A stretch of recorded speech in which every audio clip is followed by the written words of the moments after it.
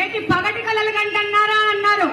లేదు, జరగబోయేది అదే చెప్పి ఆ ఇంటర్వ్యూలో చెప్పినారు 4-5 సంవత్సరాల క్రితం అని చెప్తున్నాను. ఈసారి ఆ దినమే చెప్పారు మేము 7 సీట్లు గెలవబోతున్నామని. అది దేవుడు పలికించిన మాట. ఆ విధంగానే ఈ రోజు కడపలో, ఉమ్మడి కడప జిల్లాలో 7 మంది కూటమి సంబంధంగా గెలిచినాము. మన సత్తా ఏంటో కడప జిల్లాలో చూపించుకున్నాము. రాబో కాలంలో కూడా అదే ఐక్యతో మనము కడప జిల్లాలో తెలుగుదేశం పార్టీ పటిష్టంగా ఉంది అని చెప్పి విపక్షాలకి తెలియజేయాలంటే మనమందరం కలిసి పనిచేయాల్సిన అవసరం ఉంది.